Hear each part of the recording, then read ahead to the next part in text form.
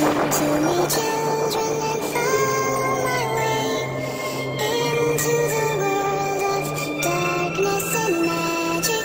With all my power, I'll show you the way to all your dreams, hopes and illusions.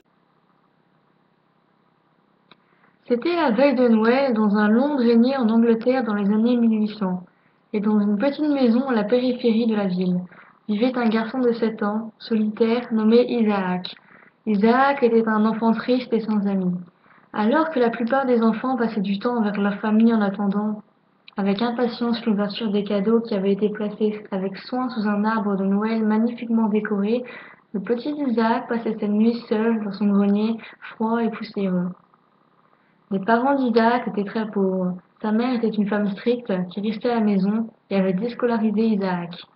Son père travaillait de longues heures au port dans une grande partie de ses grains, servait l'achat de la consommation de grandes quantités d'alcool à la fin de son quart de travail.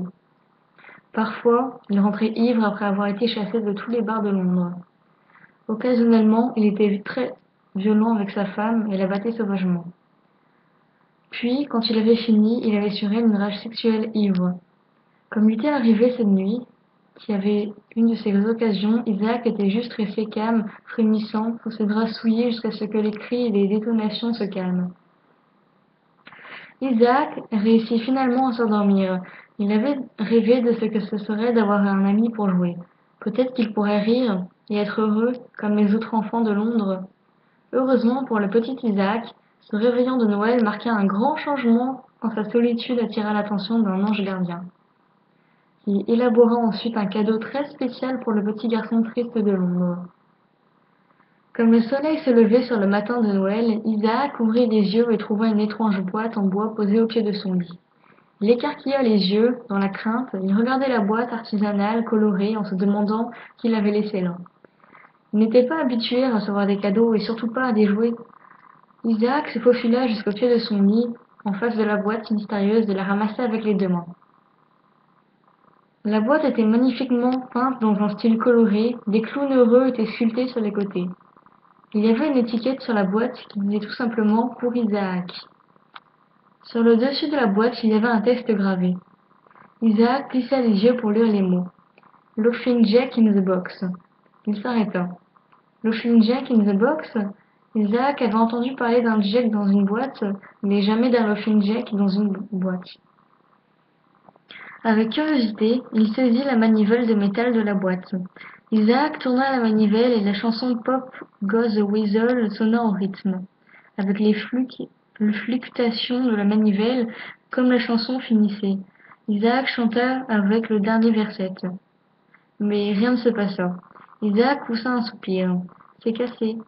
Il plaça la boîte sur le bord du lit et se glissa dans la petite pièce poussiéreuse dans sa nuit sale et dans sa routine. Soudain, Isaac entendit un bruit venant du lit derrière lui. Il se retourna et vit la boîte en bois trembler violemment.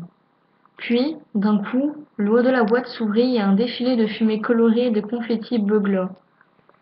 Isaac se frotta les yeux, incrédule. Comme la fumée se dégageait, il vit un grand homme, mince, multicolore, un clown avec des cheveux rouges vifs, un cône arc-en-ciel en guise de nez, les épaules plumeuses et un équipement de clown coloré. Le clown écarta les bras et tout excité annonça « Venez, venez tous, petits et grands, pour voir le meilleur clown de tous, le seul, l'unique Laughing Jack in a Box !» Les yeux d'Isaac s'illuminèrent. « Qui es-tu » demanda-t-il. Le clown coloré sauta du lit et dit avec un sourire heureux. « Je suis content que tu te poses la question. Je suis Laughing Jack, ton nouvel ami pour la vie. Je suis magique, je ne me lasse jamais de jouer et je change en fonction de ta personnalité. En d'autres termes, tout ce que tu voudras. » Isaac leva les yeux vers le mystérieux bonhomme. « Hein? On est amis » bégaya-t-il. Jack regarda le garçon tout en levant un sourcil. « Amis? On est meilleurs amis. J'ai été spécialement créé pour être ton ami. Je ne suis pas si imaginaire, Isaac. » La mâchoire d'Isaac en tombait. « Tu connais mon nom ?» Jack laissa échapper un rire lunatique. « Bien sûr, je sais ton nom. Je sais tout sur toi. Donc maintenant que les présentations sont faites, tu veux jouer à un jeu de « Je vois quelque chose » de... Isaac sourit jusqu'aux oreilles. « Vraiment? Nous pouvons jouer à des jeux? Oh, super! Oh !» Il s'arrêta. Je ne peux pas. Je dois aller en bas pour voir ma mère pour mes devoirs et mes tâches. Son sourire disparut dans la déception. Jack posa sa main sur l'épaule d'Isaac et dit avec un sourire chaleureux. Ça va, allez, je vais t'attendre ici. Isaac sourit et regarda son nouvel ami. C'est alors qu'il entendit la voix stridente de sa mère lui demandant de venir en bas. Eh bien, je dois y aller. On se revoit plus tard. Hop, Jack, dit Isaac alors qu'il se dirigeait vers la porte. Jack sourit. Absolument, gamin. Oh oui, Isaac. Isaac regarda Jack qui lui fit un clin d'œil. Eh, dis, tu devrais sourire plus souvent, ça te va bien. Isaac sourit joyeusement, se tourna et se dirigea vers la porte. Toute la journée, Isaac parla à sa mère d'un merveilleux clown coloré qui sortait d'une boîte magique qui est apparue au pied de son lit. Sa mère, cependant, n'en croyait pas un mot. Enfin, il a convaincu sa mère de le suivre dans sa chambre pour qu'elle puisse voir Loffin Jack de ses propres yeux. Ils montèrent les escaliers et Isaac ouvrit la porte de sa chambre. Vous voyez, mère, Isaac s'arrêta. Il balaya la pièce qui ne contenait ni clown magique ni mystérieux coffre en bois. La mère d'Isaac n'était pas du tout amusée. Elle regarda Isaac d'un regard menaçant, ses genoux tremblaient. Mère, il était là! La mère d'Isaac lui donna une grosse gifle en plein sur son visage, ses yeux devinrent humides et sa lèvre commença à trembler. Il se sentait sur le point de tomber par terre. Stupide gosse insolent! Comment oses-tu me mentir sur de telles idioties? Qui voudrait être ami avec un ver inutile tel que toi? Reste dans ta chambre pour le reste de la soirée et tu n'auras pas de dîner. Maintenant tu ne dis plus rien. Isaac réussit à avaler le nœud dans sa gorge pour murmurer une réponse. Merci. Sa mère le regarda pendant un moment avant de quitter la pièce pleine de dégoût. Isaac s'agenouilla et posa son visage sur le côté de son lit. Il versa un ruisseau de larmes. Qu'est-ce qui ne va pas, gamin? Dit une voix. Isaac était sur le bord du lit où Jack était maintenant assis à côté de lui. Où étais-tu? Murmura Isaac. Jack passa sa main dans les cheveux d'Isaac pour le consoler et dit doucement. Je vais me cacher, je ne peux pas laisser tes parents me voir, sinon ils ne nous laisseront plus jouer. Isaac essuya les larmes de ses yeux.